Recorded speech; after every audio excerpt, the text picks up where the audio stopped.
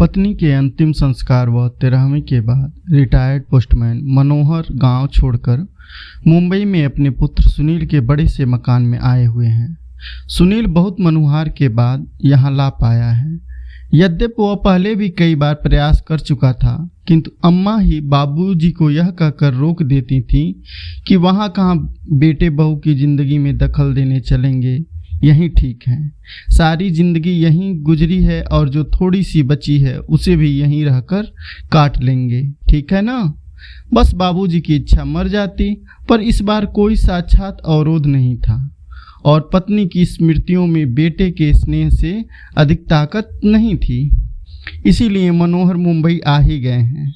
सुनील एक बड़ी construction company में इंजीनियर है। उसने आलीशान घर व गाड़ी ले रखी है।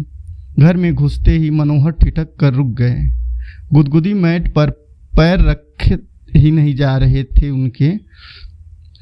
दरवाजे पर उन्हें रुका देख सुनील बोला, बाबूजी अंदर आइए। बेटा, मेरे गंदे पैरों से यह कालीन गंदी तो नहीं हो जाएगी? बाबूजी, आप उसकी चिंता ना करें, आइए यहाँ सोफे पर बैठ जाइए। सहमे हुए कदमों में चलते हुए मनोहर जैसे सोफे पर बैठे तो उनकी चीख निकल गई, अरे मर गया रे। उनके बैठते ही नरम और गुदगुदा सोफा की गद्दी अंदर तक धंस गई थी। इससे मनोहर चिंक कर चीख पड़े। चाय पीने के बाद सुनील ने मनोहर से कहा, बाबूजी आइए आपको घर दिखा दूं अपना। जरूर बेटा, चलो। बाबूजी, यह लॉबी, यहाँ पर हम लोग चाय पीते हैं। यहाँ पर कोई भी अतिथि आता है तो चाय नाश्ता और गपशप होती है। यह डाइनिंग हॉल है, यहाँ पर हम लोग खाना खाते हैं। बाबूजी, यह रसोई है और इसी से जुड़ा हुआ यह भंडार घर है। यहाँ रसोई से संबंधित सामग्री रखी जाती है। यह बच्चों का कमरा है। तो बच्चे क्या अपने माँ बाप के साथ नहीं रहते? बाबूजी, यह शहर है और शहरों में मुंबई है। यहाँ बच्चों को जन्म से ही अकेले सोने की आदत डालनी पड़ती है। माँ तो बस समय समय पर उसे दूध पिला देती है और उसके शेष कार्य आया आकर कर जाती है। थोड़ा ठहर कर सुनील ने आगे कहा, बाबूजी, यह आपकी बहू और मेरे सोने का कमरा है और इस कोने में यह गेस्ट रूम है। कोई अतिथि आ जाए तो यहीं ठहरता है। यह छोटा सा कमरा पालतू जानवरों के लिए है। कभी कोई कुत्ता आदि पाला गया तो उसके लिए व्यवस्था कर रखी है। सीढ़ियाँ चढ़कर ऊपर पहुँचे सुनील ने लंबी चौड़ी छत के कोने में बने एक टीन की छत वाले कमरे को खोलकर दिखाते हुए कहा, बाबूजी, यह है घर का कबाड़ खाना। घर की सब टूटी फूटी और बेकार वस्तुएं यहीं पर एकत्र की जाती हैं और दिवाली होली पर इसकी सफाई कर दी जाती है। ऊपर एक बाथरूम और टॉयलेट भी बना हुआ है।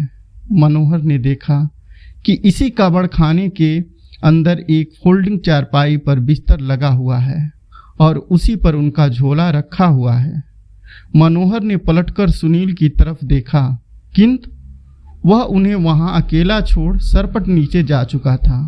मनोहर उस चारपाई पर बैठकर सोचने लगे कि कैसा घर है जहां पाले जाने वाले जानवरों के लिए अलग कमरे का विधान कर लिया जाता है, किंतु बूढ़े माँ बाप के लिए नहीं।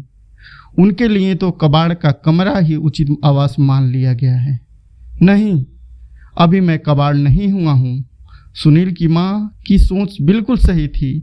मुझे यहाँ नहीं आना चाहिए था। अगली सुबह जब सुनील मनोहर के लिए चाय लेकर ऊपर गया तो कक्ष को खाली पाया। बाबूजी का जो झोला भी नहीं था वहाँ। उसने टॉयलेट व बाथरूम भी देख लिए, किंतु बाबूजी वहाँ भी नहीं थे। वह झट से उतरकर नीचे आया तो पाया कि मेन गेट खुला हुआ है। उधर मनोहर टिकट लेकर गांव वापसी के लिए सवेरे वाली गाड़ी में बैठ चुके थे। उन्होंने कुर्ते की जेब में हाथ डालकर देखा, अपने घर की चाबी मौजूद थी। उन्होंने उसे कसकर मुट्ठी में पकड़ लिया। चलती हुई गाड़ी में उनके चेहरे को छू रही हवा उनके इस निर्णय को और मजबूत बना रही थी।